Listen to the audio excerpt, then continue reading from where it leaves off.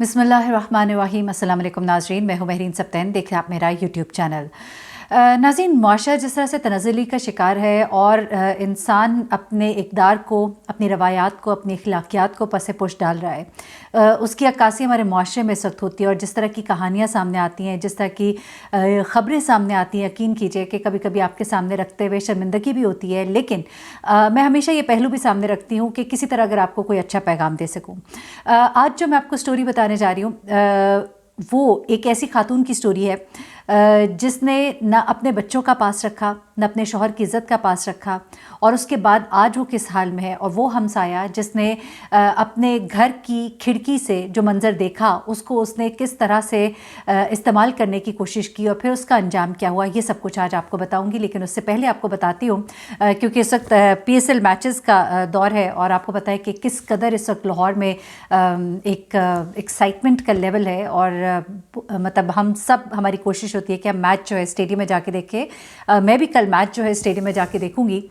लेकिन आज ये खबर तो मैं इस वक्त रात को रिकॉर्ड कर रही हूँ, ये कल दिन को मैं अपलोड करूँगी इसे।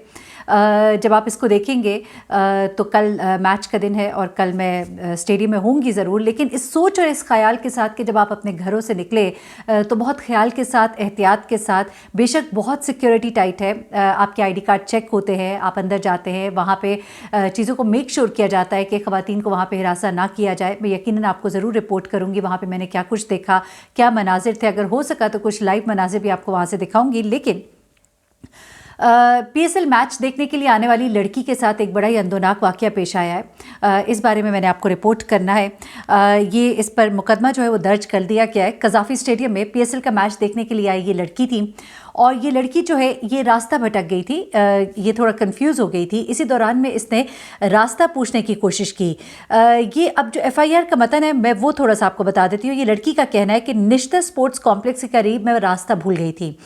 अब निश्तर स्पोर्ट्स कॉम्प्लेक्स के करीब जो वो लड़की रास्ता भूल जाती है तो वहाँ पे सिक्योरिटी गार्ड मौजूद थे। और जाहिर सी बात है जब हम देखते हैं कहीं भी हम रास्ता भूल जाएं तो हम किसी गार्ड से पूछने की कोशिश भी करते हैं, किसी के पास फ़ोन हो तो मोबाइल पे लोकेशन भी लगा लेते हैं। अब उस लड़की ने सिक्योरिटी गार्ड से रास्ता पूछने की कोशिश की तो उन सिक्योरिटी गार्ड ने उसे थोड़ा सा पहले कन्फ्यूज़ किया। उसके बाद वो उसको एक अंधेरे वाली जगह पर ले गए ज़बरदस्ती।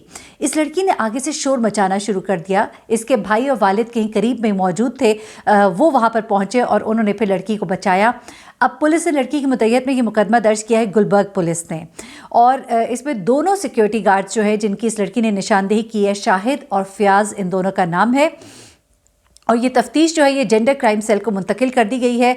और ये जो पुलिस एहलकार हैं चौंग के रिहायशी हैं, इनका मेडिकल करवाया जा रहा है और एंटी राइट विंग में ये तैनात थे।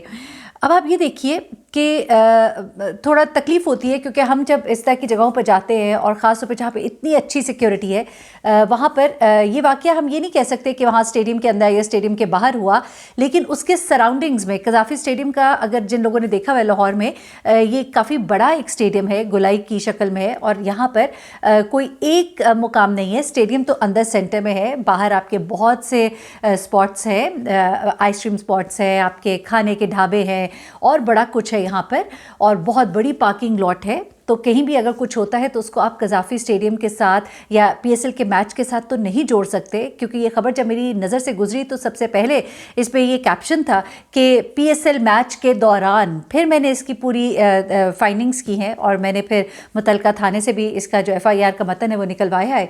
और उससे ये अंदाज़ा होता है कि ये लड़की जो है इसने बेसिकली PSL मैच के हवाले से नहीं इन्हें कंप्लेन किया था, बल्कि उसके सराउंडिंग में जब वो रास्ता भूल जाती है तो इस दौरान में उसने उसके साथ ये वाक़या पेश आया जिसको कि उसने अब इस पे कंप्लेन भी जो है दर्ज कराई है। और बहुत अच्छी बात है, कुछ लोग हैं वो खामोश हो जाते हैं, कंप्लेन नहीं दर्ज कराते। तो उनसे एक मेरी दरख्वास्त है कि ऐसा ना किया करें, मामले को रिपोर्ट करें ताकि मामले का सदेबाब हो। आज वो बच्ची थी, कल कोई और बच्ची होगी। जब भी आपके साथ कभी खुदा न खास्ता ऐसा कोई वाक़या हो तो अपने ऊपर ये सोच लाया करें कि आज मेरी बच्ची को अल्लाह ताला ने इस तरह से बचाया है तो हम दूसरों की बच्चियों को बचाने की वजह बने। तो ज़रूर रिपोर्ट किया करें, क्राइम को अनसीन मत किया करें, उसे गुजर ना जाने दिया करें, उसे रिपोर्ट किया करें। अगले वाक़े की तरफ आती हूँ। ये वाक़या है मांगा मंडी से।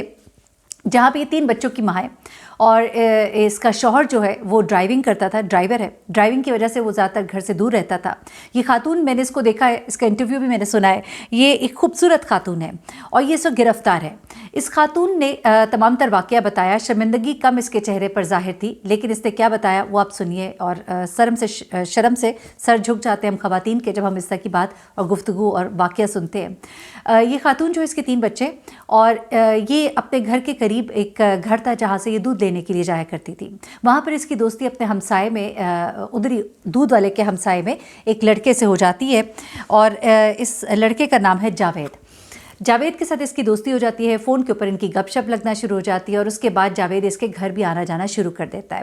اب ایک رات جب اس کا شوہر گھر پہ نہیں تھا، جاوید آدھی رات کو اس کے گھر آتا ہے، اور جب وہ اس کے گھر سے جانے لگتا ہے تو ہمسائے میں ہی موجود ایک شخص جو اپنی کھڑکی سے یہ منظر دیکھ رہا ہوتا ہے، یہ سب کچھ دیکھ لیتا ہے۔ اس واقعے کے فوراً ہی بعد اس خاتون کے گھر پہنچتا ہے، اس کا دروازہ کھٹکھٹاتا ہے، وہ سمجھتی ہے کہ شاید جاوید آیا ہے، لیکن پتہ لگتا ہے کہ یہ ہمسایہ آیا ہے، اور وہ کہتا ہے کہ تم مجھ سے بھی دوستی کرو۔ اب میں آپ کو یہ بتاؤں، وہ خواتین، وہ لڑکیاں جو اس طرح کی غلطیاں کرتی ہیں، وہ یہ یاد رکھیں کہ جب ان کو اس طرح سے کرتا ہوا کوئی دیکھتا ہے تو وہ ان کو غلط لڑکی سمجھتا ہے، اور وہ ان سے پھر ایسی ہی ڈیمانڈ کرے گا۔ اور ایک اور لڑکی کا میں واقعہ آپ کو آگے کہیں بتاؤں گی، جہاں پہ اس لڑکی نے آخر میں یہی میسج دیا کہ اگر کوئی آپ سے واقعی محبت کرتا ہے تو اسے کہیں کہ رشتہ بھیجو، اور والدین کو بھی چاہیے کہ وہ اپنی انا کا مسئلہ نہ بنا لیا کریں۔ اگر بچیوں کی چاہت ہوتی ہے تو وہاں پہ ان کی شادی کر دے، بے شک آپ بہتر جانتے ہیں، سمجھائیں، اگر بچے نہیں سمجھتے تو انہیں باغی نہ ہونے دیں۔ اینی ویز، یہ خاتون جو ہے یہ اس کو اس وقت تو بھگا دیتی ہے، لیکن اس کے بعد یہ دوبارہ اسے آ کے یہی کہتا ہے کہ تم اگر میرے سے دوستی نہیں کرو گی تو میں تمہارے شوہر کو بتا دوں گا، دنیا والوں کو بتا دوں گا۔ اچھا، اس کے بعد یہ خاتون یہ بھی کہتی ہے کہ اس نے تو مجھے یہ بھی کہا تھا کہ میں تمہارے شوہر کو مار دوں گا، میں نے اس لیے اپنے شوہر کو نہیں بتایا، اور میں نے جاوید کو بتا دیا، جو شخص اس کے گھر آدھی رات کو آیا تھا۔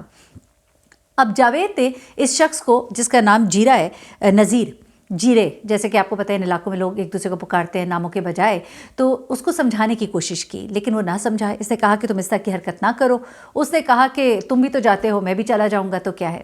اچھا، اب یہ جو جیرا ہے یہ بیسیکلی چرس وغیرہ بیچتا تھا، نشہ وغیرہ، نشے کی چیزیں جو ہے یہ بیچتا تھا۔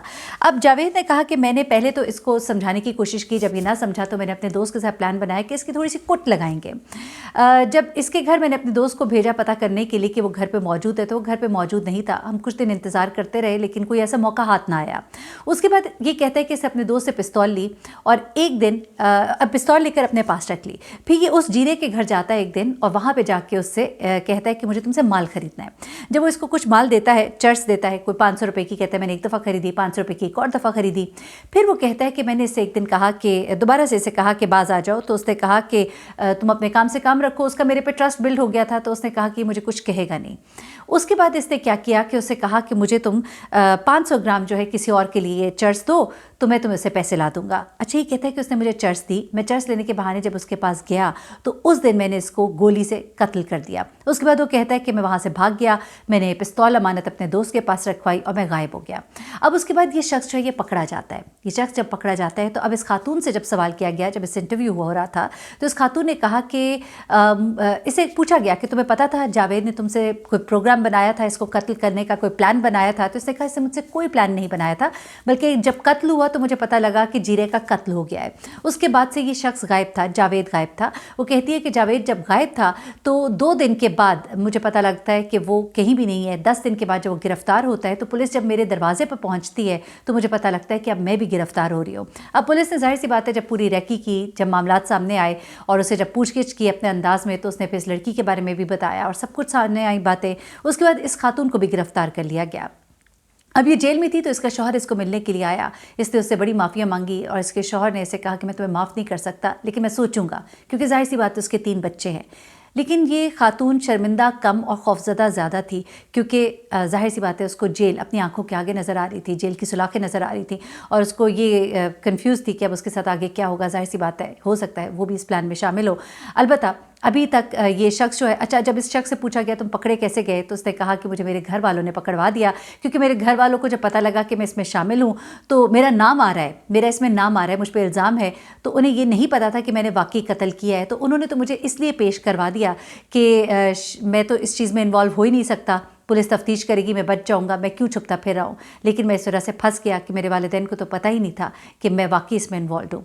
तो इस तरह से ये शख्स अपने अंजाम को पहुँचा और ये कहानी अपने अंजाम को पहुँची है, लेकिन ये पैगाम के साथ कि बुरे का अंजाम बुरा ही होता है। और जिसे कहते हैं ना कि 100 दिन चोर के 1 दिन कोतवाल का। तो अपनी इज़्ज़तों की हिफाजत कीजिए, अपने घर वालों की इज़्ज़तों की हिफाजत कीजिए। ये 2 वाक़यात थे आपके साथ शेयर किए। अपना बहुत ख्याल रखिएगा, अपने दुआ में मुझे भी याद रखिएगा। अल्लाह हाफ़िज़।